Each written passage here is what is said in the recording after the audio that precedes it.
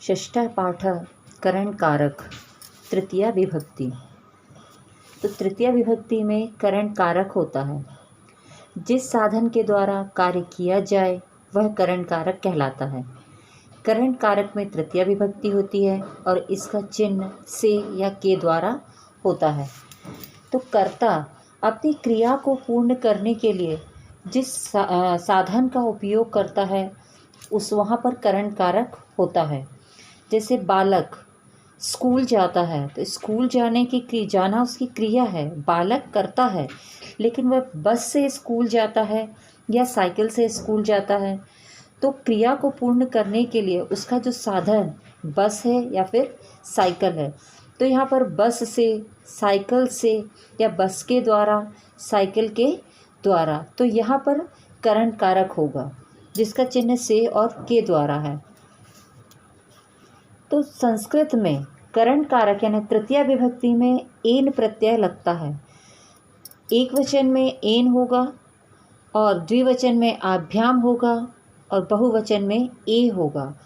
जैसे बस तो बस से बसयानेन, बसयाभ्याम और बसेहि। इसके उदाहरण देखेंगे। जैसे बालकः कन्दुकेन क्रीडति यानी बालक कंदुकेन, कंदुकेन यानी होता है फुटबॉल, तो बालक फुटबॉल से खेलता है। तो बालक यहाँ पे करता है और जो क्रीडति वह क्रिया है। तो खेलने की जो क्रिया है वो किससे पूर्ण हो रही है? कंदुकेन यानी फुटबॉल से। तो यहाँ पे कंदुक शब्द है और उसमें एन जो है वो प्रत्यय लगा है, क्योंकि प्रत्यय जो है वो हमेशा शब्द के बाद में लगता है, इसलिए यहाँ पे ये प्रत्यय है। तो यहाँ पे कंदुकेन हुआ। तो बालक फुटबॉल से खेलता है। सह कंदुकेन क्रीडति, सह, अब यहाँ पे बालक जो है वो संज्ञा शब्द है और सह जो है वो सर्वनाम शब्द है। तो वह बॉल से खेलता है। विवेक है कलमेन लेखम लिखती, विवेक लेख लिखता है। किसके द्वारा लिखता है? कलम के द्वारा यानी पेन के द्वारा। तो यहाँ पर लिखने की जो क्रिया है वह पेन के द्वारा पूर्ण हो रही है। तो यहाँ पर जो है विवेक ये करता है, इसमें प्रथमा विभक्ति है। और लेखम यानी लेख को लिखता है, यहाँ पे द्वितीया विभक्ति है। और लिखती जो है यह क्रिया है। और कलमेन यानी कलम के द्वारा यानी पेन से या पेन के द्वारा लिखता है, तो यहाँ पर तृतीया विभक्ति है। तो विवेक पेन से लेख को लिखता है। सह कलमेन लेखम लिखती, यहाँ पर भी विवेक संज्ञा शब्द है और सह सर्वनाम शब्द है, यानी वह कलम से लेख को लिखता है। अगला है इसका मालाकारः जलेन वृक्षान लताः च सिंचति। तो मालाकार यानी माली, जलेन जल से, वृक्षान वृक्षों को, लताः लता को, च सिंचति सींचता है। यहाँ पे मालाकार ये करता है, जलेन यानी जल से, पानी से, वृक्षान वृक्षों को, यहाँ पर वृक्ष जो है वो पुल्लिंग द्वितीया विभक्ति बहुवचन है और लताः स्त्रीलिंग द्वितीया विभक्ति बहुवचन, यानी वृक्षों को और लताओं को सींचता है। यहाँ पर चा जो है, चा ये अव्यय शब्द है और चा का मतलब होता है और। तो मालाकार पानी से वृक्षों को और लताओं को सींचता है। जलेन पुष्पाणि विकसंती, और जल से या जल के द्वारा ही फूल खिलते हैं।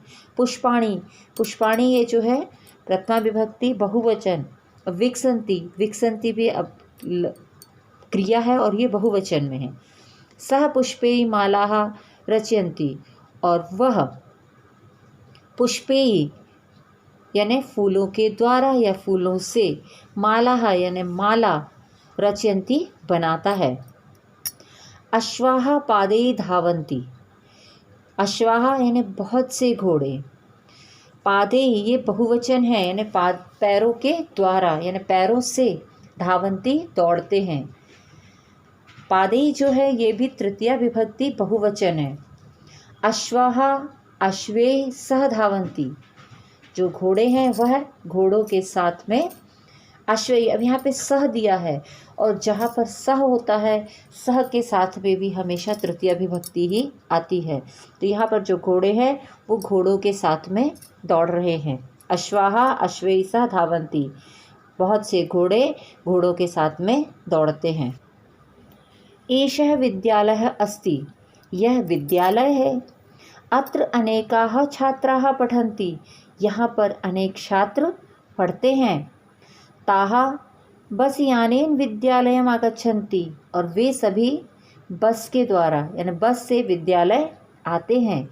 छात्राः कलमेन लिखन्ति, बहुत से छात्र, छात्राः बहुवचन है, कलमेन पेन से लिखते हैं। ताः कन्दुकेन क्रीडन्ति, और वे सभी फुटबॉल से खेलते हैं।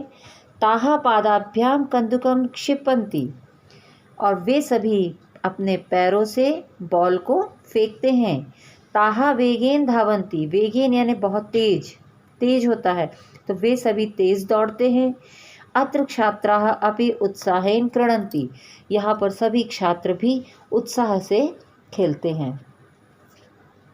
यहाँ पर ये शब्द अर्थ दिए हुए हैं, इनको कॉपी में लिखना है। इसके बाद आता है आपका अभ्यास कार्य। शुद्ध संस्कृतम पर्याय सह सही का निशान लगाना है। पर्याय पर आपको, शुद्ध जो संस्कृत पर्याय पर सही के निशान आपको लगाना है। तो यहाँ पर पहला दिया है दोनों हाथों से जो है वो तृतीया विभक्ति है, और यहाँ पे दोनों यानी द्विवचन है। जहाँ पर दो चीज़ बताई जाती है वहाँ द्विवचन आता है, और तृतीया विभक्ति में हस्तेन हस्ताभ्याम हस्ते ही होगा। तो यहाँ पे दोनों हाथों से जो शब्द है वो तृतीया विभक्ति का है, तो यहाँ पे आ जाएगा हस्ताभ्याम।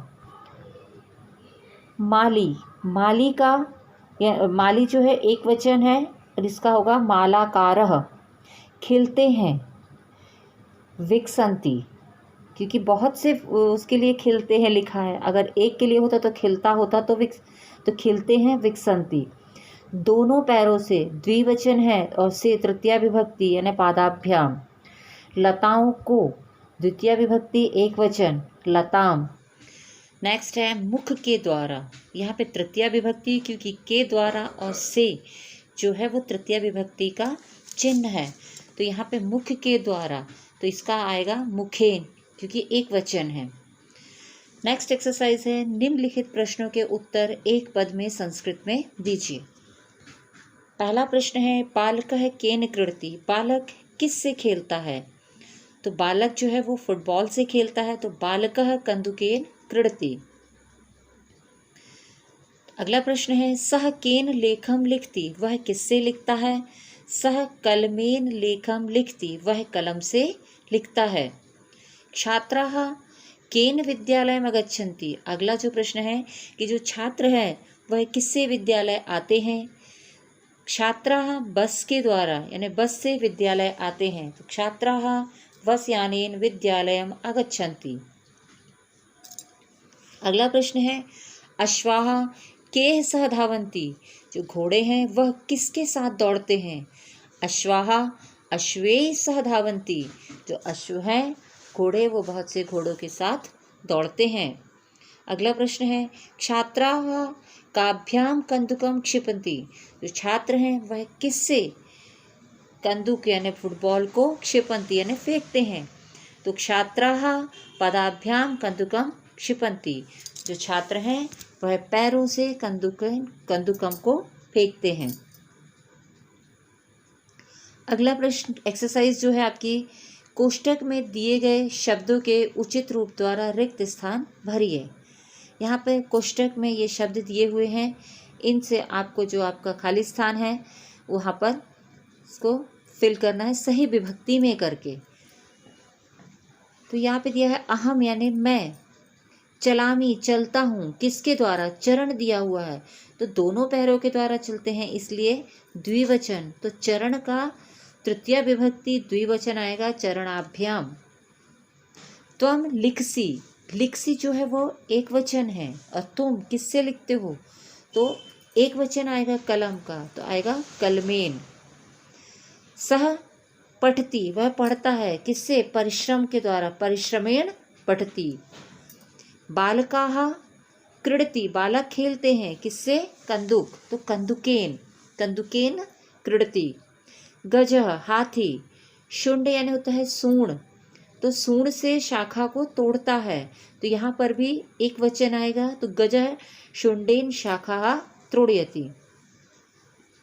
फोर्थ एक्सरसाइज है, निम्नलिखित शब्दों को तृतीया विभक्ति में लिखना है। यहाँ पे शब्द दिए हुए हैं जिनको पद भी कहते हैं, और उनके आपको तृतीया विभक्ति में करना है तीनों वचनों में, एक वचन, द्विवचन और बहुवचन।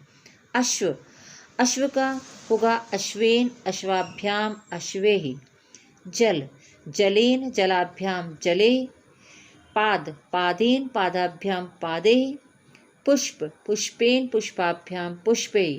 कंदुक, कंदुकेन, कंदुकाभ्याम, कंदुके।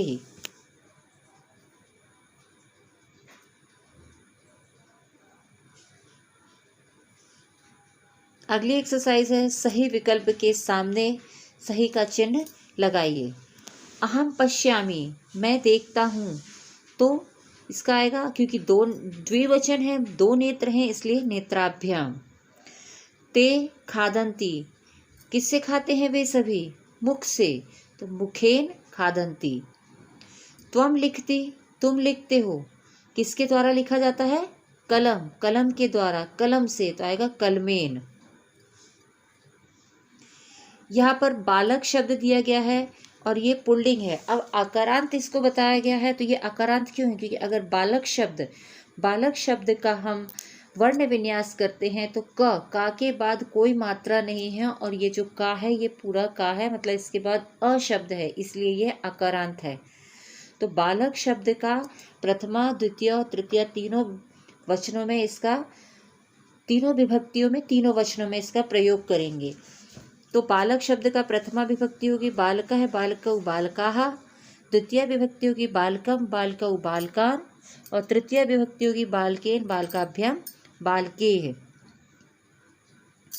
फल, फल शब्द जो है वो नपुंसक लिंग है, और यहाँ पर भी इसको आकारांत, क्योंकि फल का अगर वर्ण विन्यास करते हैं तो फ धन, अ धन, ल धन, अ आ रहा है बाद में, इसलिए ये आकारांत है। इस पे भी यहाँ पर तीनों विभक्ति तीनों वचनों में शब्द का प्रयोग करेंगे। तो यहाँ पर फल शब्द जो है, मतलब इस पुल्लिंग और नपुंसक लिंग, इसमें प्रथमा और द्वितीय विभक्ति जो होती है उनके प्रत्यय अलग होते हैं, और तृतीय विभक्ति से पुल्लिंग के समान ही नपुंसक लिंग के जो हैं वो प्रत्यय लगते हैं। तो प्रथमा विभक्ति होगी फलम, फले, फलानि।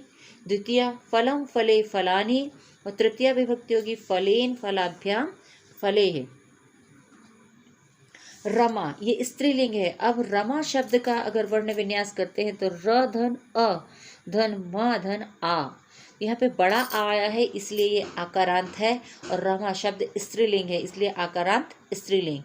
इनका भी तीनों विभक्ति और तीनों वचनों में प्रयोग करेंगे। तो रमा, रमे, रमाः प्रथमा विभक्ति, रमाम, रमे, रमाः तृतीय विभक्ति, और रमया, रमाभ्याम, रमाभि ये तृतीय विभक्ति। प्रथमा विभक्ति का चिन्ह ने होता है, द्वितीय विभक्ति का चिन्ह को होता है, और तृतीय विभक्ति का चिन्ह से और के द्वारा होता है। यहाँ पे होमवर्क दिया गया है आप लोगों को, निर्देश के अनुसार विभक्ति, मतलब प्रथमा, द्वितीय और तृतीय विभक्ति तीनों वचन, यानी एक वचन, द्विवचन, बहुवचन में इन शब्दों को लिखना है, जिसमें छात्र ये आकारांत पुल्लिंग है, पुस्तक आकारांत नपुंसक लिंग है, और लता आकारांत स्त्रीलिंग है। तो जैसे पिछले इसमें आपको टेबल बताई गई है बालक, फल और रमा की, उसी प्रकार आपको छात्र, पुस्तक और लता का लिखना है।